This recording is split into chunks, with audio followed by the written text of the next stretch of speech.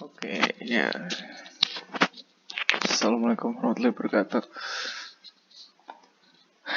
Pada kali ini akan dibahas tentang Newman.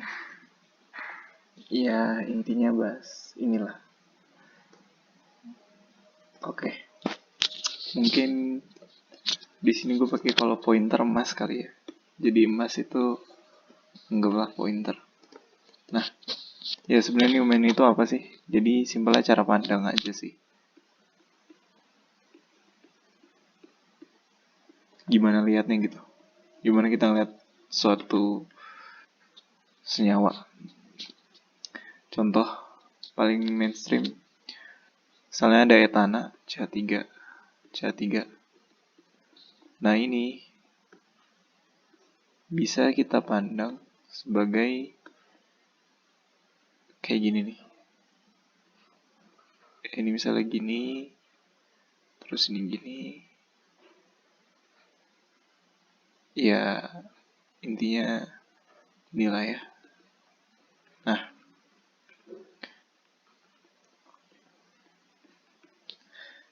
ya si Newman ini ya sama aja sih sebenarnya, cuman kita ubah dia jadi sesuatu yang lebih mudah ditangkap gitu dibanding kita gambar 3 dimensi yang ini kan. Gambar 3 dimensi ini kan agak ribet ya. Makanya kita pakai Newman yang 2 dimensi. Misalnya ini kita nomorin ini karbon 1, ini karbon 2. Kak, kita bisa lihat di bentuknya Newman tuh kayak gini. Ini bagian belakang ngegambarin karbon 2. Sedangkan di bagian depan, misalnya bagian depan warnanya pink deh. Misalnya yang ini. Yang titik tengah ininya mewakilin karbon 1. Ya, jadi sesimpel itu aja sih sebenarnya Newman. Jadi ya ini kita tandain nih H, terus nih H. Nah, ya udah. Kayak gitu aja.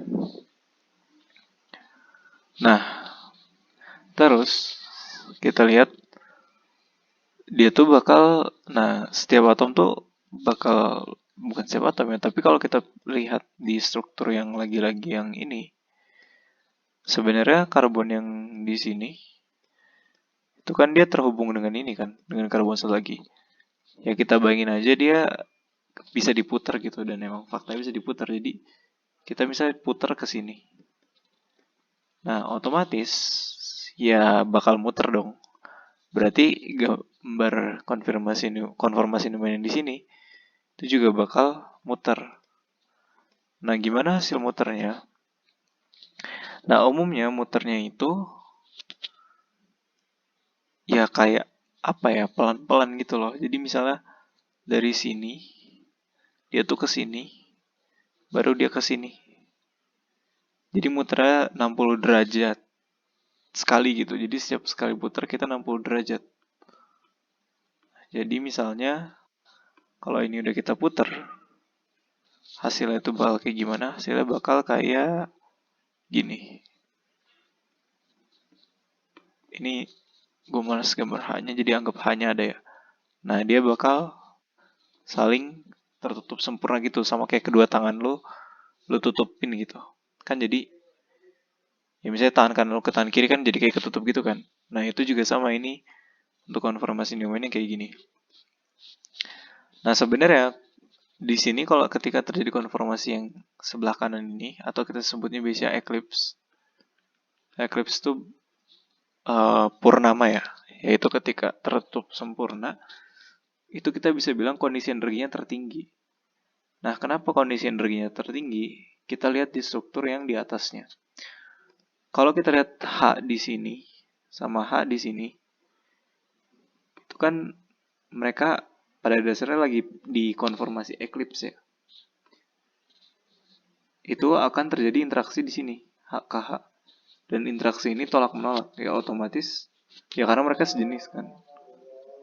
Karena ada tolak menolak ini, maka struktur eclipse ini kurang, energinya lebih tinggi dibanding struktur yang sebelah kanan, yang ini staggered. Nah, staggered juga ya ketika gugus terbesarnya jauh ya, tapi itu nanti setelah ini. Jadi ya sebenarnya apa maksud energi lebih tinggi kalau kita gambar diagram energi? Salah ini kayak gini ya. Terus ini energi. Nah misalnya ini yang S, ini yang E. Nah kalau energi lebih tinggi, itu tuh berarti dia apa ya? Kita pikir gini nih, kalau energi lebih rendah itu kayak orang lagi rebahan gitu. Di sini misalnya orang rebahan gitu kan. Terus yang di sini kalau energi tinggi itu kayak orang lari. Misalnya ini orang lari. Terus ini orang rebahan. Nah, ketika ditanya kondisi mana yang lebih suka, ya kita jawab aja. Kita tuh lebih suka rebahan atau lebih suka lari-lari gitu. Ya pasti lebih suka rebahan dong. Makanya energinya rendah. Jadi kayak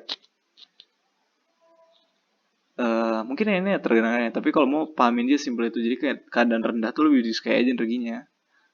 Dan yang tinggi enggak. Ya bisa dibilang juga yang rendah ini ya sedikit lebih stabil ya. Karena mungkin kita lebih stabil ketika rebahan dibanding pas lari. Ya ini konsep ngaco tapi ini bisa cukup dipahami kayak gitu. Nah sama kayak ketika dia misalnya digugus sesuatu. Misalnya kita ganti senyawa jadi ini. Propana. Kalau kita gambar nih komennya di sini. Itu kan dia bakal kayak gini kan. Ini lagi-lagi hahaha. Oh ini 3 menit ya. Nah terus ini ada kayak gini. Nah ini Nah ini CH3 juga. Nah ketika CH3 itu paling jauh. Atau jangan CH3 deh. Kita bisa pakai butana yang kayak gini. Terus kita lihat dari karbon 2 dan 3. Ini kan berarti CH3 juga. Nah CH3 ini ketika sama-sama paling jauh. Ini paling stabil. Kenapa? Karena lagi-lagi berkaitan dengan struktur yang di sini. Kita balik lagi ke struktur yang atas yang ini ya. Kalau misalnya kita balik ke posisi, kita ganti posisi eclipse-nya, yaitu ini sama-sama CH3, maka sebenarnya di gambarnya tuh bukan CH3 kayak gini aja. Tapi kan ada H-nya yang ngembang. Jadi kayak gini nih nanti. Nah, ya ini nggak tepat banget ya, tapi bayanginlah kayak gini. Nah, ketika kayak gini, otomatis H-nya lebih tabrakan lagi dong. Tadi yang lebih jauh aja, itu udah kita bilang kurang stabil kan. Eclipse-nya gimana kalau misalnya udah kayak gini gitu. Nah, makanya ketika ini di posisi eclipse kayak gini. Ini gue gambar di kanan ya. Ya ini udah jelas kestabilannya bakal lebih rendah dan energinya bakal jauh lebih tinggi. Jadi ketika mau mengukur energi struktur Newman, bandingin aja, coba gambar bentuk 3D-nya, kemudian dicek kira-kira apakah akan banyak tolak menolak atau tidak. Kalau makin banyak, energinya makin tinggi. Nah, sebenarnya nanti Newman tuh juga bakal ada untuk senyawa, misalnya senyawa siklik kayak gini. Ini kan senyawa siklik ya. Nah, itu juga bakal ada konformasi Newman yang misalnya untuk karbon 1 dan 2 di sini. Dan juga ada untuk yang lain-lain tapi mungkin belum ini kali ya. Sementara ini dulu. Kalau Coso apa ya? Harusnya Newman tuh gak ada yang susah ya. Kayak gitu-gitu aja. Dan paling hati-hati dalam menggambar aja ya ketika yang diminta tuh karbon berapa gitu. Jadi kalau misalnya kita mau gambar Newman, misalnya kita kembali ke senyawa butannya ya. Kalau tadi kan digambarnya karbon 2 dan 3 kan.